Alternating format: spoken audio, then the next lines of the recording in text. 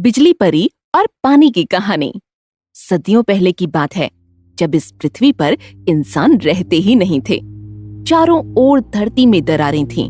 स्वर्ग से देखने पर बहुत ही भयंकर नजारा होता था धरती का। स्वर्ग की परियां और अप्सराएं नर्क के समान समझती थीं। एक दिन सभी परियां आपस में बातें करती हैं, स्वर्ग से धरती को देखते हुए। लाल और हरी परी बात कर रहे थे। लाल परी बोलती है, ई, कैसी अजीब सी है ये धरती। क्या कोई यहाँ रह सकता है? सही कहा तुमने, यहाँ कोई नहीं रहना चाहेगा। ना हरियाली है, ना रंग है, ना मनोरंजन है, ना ही कोई अपना। इतना सुन परी माँ उनके पास आकर कहती हैं, ऐसा नहीं करते मेरे बच्चों। सबकी सोच ऐसी ही रहेगी तो धरती लोक पर कभी जीवन प्रारंभ नहीं हो पाएगा। लेकिन माँ, इतनी अजीब सी दिखने वाली पृथ्वी में आखिर जाना ही कौन चाहेगा? किसी न किसी को तो इस लोक में जाकर जीवन शुरू करना ही पड़ेगा, चाहे हम में से कोई एक क्यों न हो। सभी परियां अपने अपने काम में व्यस्त हो जाती हैं, लेकिन बिजली परी और पानी परी खेलने में मगन रहती हैं। परी माँ के बहुत समझाने के बावजूद भी वो दोनों नहीं मानते हैं। बिजली परी, अब तुम दोनों भी बड़ी हो रही हो बच्चियों, अपनी बहनों के काम में हाथ बटाया करो। और पानी परी, तुम भी सुन लो, वैसे भी रानी परी की नजर तुम दोनों पर है। ओहो माँ, तुम सभी के रहते हमें क्यों काम करना पड़ेगा? बिजली परी सही कह रही है माँ, तुम जाओ यहाँ से, हमें खेलने दो ना। रानी परी वहाँ से गुजरती हुई दोनों परियों की शैतानी को देखकर परी माँ को डांटती हैं। सब तुम्हारे ज्यादा लाड़ प्यार का नतीजा है। देख रही हो कैसे सर चढ़कर बातें करने लगी हैं दोनों। इन्हें माफ कर दीजिए रानी परी, थोड़ी बड़ी होकर सुधर जाएंगी दोनों। वो दरअसल अभी उनके खेलने कूदने के दिन है। माँ सही कह रही है, अभी तो हमारे खेलने कूदने के दिन है। रानी परी आओ ना, तुम भी हमारे साथ खेलो, बड़ा मजा आएगा। संभाल लो अपनी बच्चियों को, कहीं इन दोनों बहनों की दोस्ती को मेरी ही नजर न लग जाए। जी रानी माँ, आइंदा से ऐसी गुस्ताखी नहीं होगी। गुस्से से रानी परी वहाँ से चली जाती हैं। देख लिया रानी परी का गुस्सा।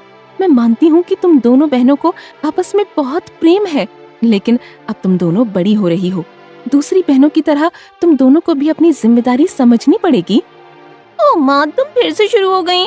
चलो बहन, हम कहीं दूर चले जाते हैं, वरना माँ का उपदेश कभी खत्म नहीं होगा। इतना कहते ही दोनों परियां वहाँ से गायब हो जाती हैं और परी माँ उदास होकर अपने महल में चली जाती हैं। कुछ दिन बाद स्वर्ग लोक में एक राक्षस हमला करता है और फूलों के बगीचे को रौंदते हुए आगे बढ़ता है। कितना मजा आ रहा है इन बगीचों को रौंदने में, तो यहाँ की परियों को कुचलने में बहुत आनंद आएगा। आवाज सुनकर सभी परियां महल से बाहर आ जाती हैं। इतना बड़ा राक्षस हमारे स्वर्ग लोक में क्या कर रहा है? हमें बहुत डर लग रहा है माँ। तुम सब चिंता मत करो बच्चियों, हम सब अपनी जादुई छड़ी की शक्ति से इस राक्षस का सर्वनाश करेंगे। लेकिन माँ, ये तो बहुत विशाल राक्षस है, हमें तो इसे देखकर ही डर लग रहा है।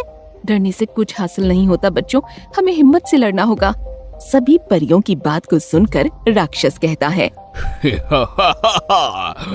तुम अकेली इन नन्ही परियों के साथ क्या मेरा सामना करोगी? तुम्हें ये स्वर्ग लोक छोड़कर जाना ही पड़ेगा, यहाँ मेरा राज होगा। अरे मूर्ख, तुम क्या, कोई भी हमारा ये स्वर्ग लोक हमसे नहीं छीन सकता। कर लो हम सभी का सामना। इतना कहते ही राक्षस और परियों में युद्ध शुरू हो जाता है। थोड़ी देर तक राक्षस को रोकने के बाद परियां बेहोश होने लगती हैं। क्या हुआ परियों, हो गई तुम्हारी जादुई ताकत खत्म? हम तुम्हें कभी नहीं जीतने देंगे, ये स्वर्ग हमारा है और सदा हमारा रहेगा। युद्ध की आवाज से रानी परी भी अपनी कुछ साथी परियों के साथ महल से दौड़ती हुई आती है। हारते हुए युद्ध को रानी परी की मदद से सब जीत जाते हैं, लेकिन ये जानकर रानी परी बहुत क्रोधित होती है कि युद्ध के समय बिजली परी और पानी परी वहाँ नहीं होते हैं। देख लिया, मेरी चेतावनी के बावजूद ये दोनों नहीं सुधर पाई। अब मेरे श्राप से इन दोनों को कोई नहीं बचा सकता। ऐसा अनर्थ मत कीजिए रानी परी, मैं आपके हाथ जोड़ती हूँ। उन दोनों को उनके किए की सजा जरूर मिलेगी, ये मेरा वचन है और मेरा वचन ही शासन है। इतने में पानी परी और बिजली परी दोनों हंसते खिलखिलाते हुए वहाँ आते हैं और वहाँ का मंजर देखकर चौंक जाते हैं। ये क्या हुआ माँ? यहाँ कोई तूफान आया था क्या? तुम चुप क्या हो माँ? बोलो ना यहाँ क्या हुआ था?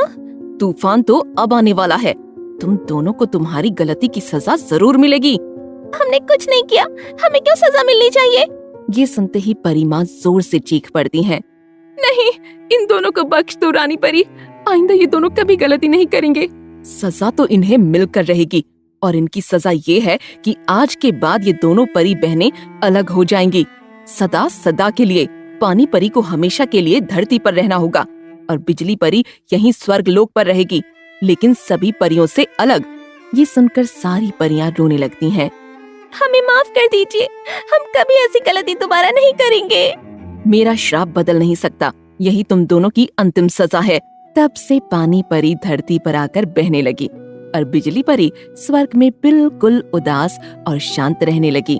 दोनों बहनें अलग होने के बाद दिन रात रोती थीं। एक दिन बिजली परी अपनी परी माँ से कहती है, माँ, पानी परी दीदी की बहुत याद आ रही है।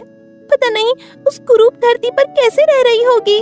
परी माँ और सभी परियां रोते रोते बिजली और पानी परी के लिए रानी परी के पैरों में गिरकर रोने लगती हैं। रानी परी, आप भी तो एक माँ है। एक माँ का दर्द कैसे नहीं समझ पाई।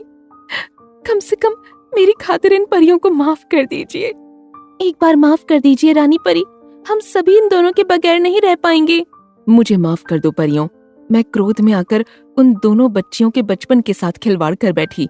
अब इस श्राप को खत्म नहीं कर सकती, लेकिन कम जरूर कर सकती हूँ। वो कैसे? आज के बाद युगों युगों तक जब भी बिजली परी को पानी परी की बहुत ज्यादा याद आएगी, तब बिजली परी धरती में जाकर पानी परी में समा जाएगी और उन दोनों बहनों के प्रेम को देखकर बादल भी बरसकर आंसू बहाएगा। बहुत बहुत धन्यवाद रानी परी, हम सभी परियां आपका ये एहसान कभी नहीं भूलेंगी। बस फिर क्या था, तभी से बिजली के कड़क कर पानी में गिरने का सिलसिला शुरू हो गया और इन दोनों बहनों के प्रेम को देखकर बादल भाई भी रोने लगता है और तब से धरती पर हरियाली और इंसानों का जीवन शुरू हो जाता है।